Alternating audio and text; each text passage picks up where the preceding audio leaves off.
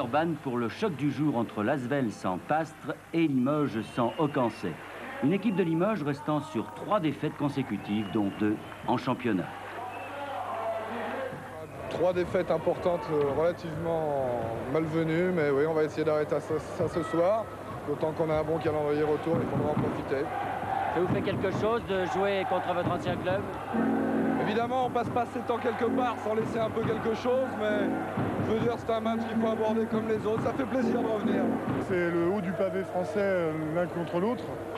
Après, les références européennes, on n'en tient pas trop compte. La preuve en est le match d'Orthez à Limoges la semaine dernière. Ça n'avait pas forcément un caractère européen, c'est une histoire de club contre un club.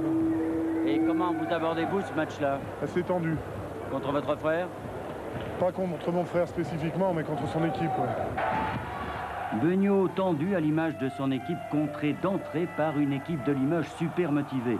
Et en moins de temps qu'il ne faut pour le dire, les Villeurbanais se retrouvaient à 8 longueurs sous les coups de boutoir de Dacoury, Ostrovski, Monclar et qui?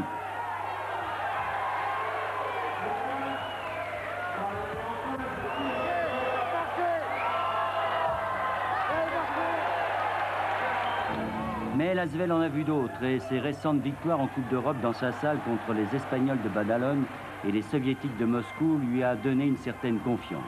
Alors, la machine allait se mettre en route grâce à Éric Beugnot, toujours présent dans les grandes occasions, et aux Américains Redden et Bell.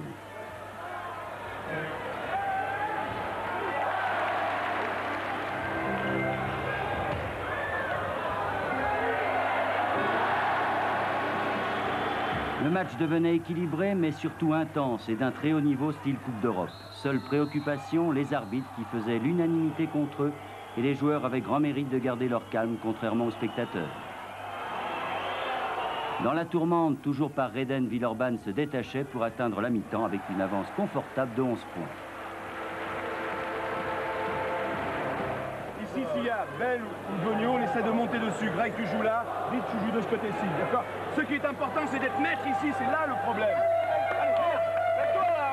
On essaie de jouer à l'intérieur. Vite-toi, défense. 1, 2, 3, défense. Et oui, défense, le point fort de Limoges habituellement, qui n'arrivait pas à s'organiser face aux attaques des Lyonnais. La deuxième mi-temps était tout aussi acharnée, le match toujours aussi tendu, et puis Thompson, l'ailier américain de Limoges, décidait de sortir le grand jeu.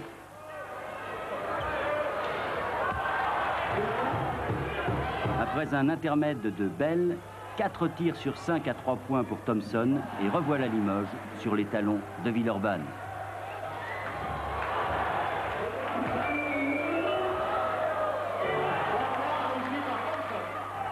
Le match montait d'un cran et les accrochages devenaient nombreux. Bell devait y laisser un peu de cuir chevelu du reste. Un instant inquiété, Villeurbanne allait repartir de plus belle, toujours sous la houlette de son triomètre Redden, auteur de 32 points, Bell 34 points et Beugnot 15 points.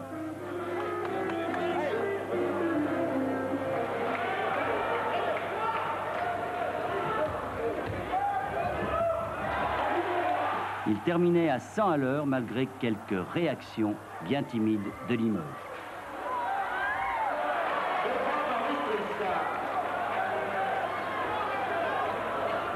Villeurbanne l'emportait finalement et fort justement 109 à 100, ce qui par parenthèse faisait bien l'affaire d'Orthez, lui aussi vaincu ici à Villeurbanne il y a 15 jours.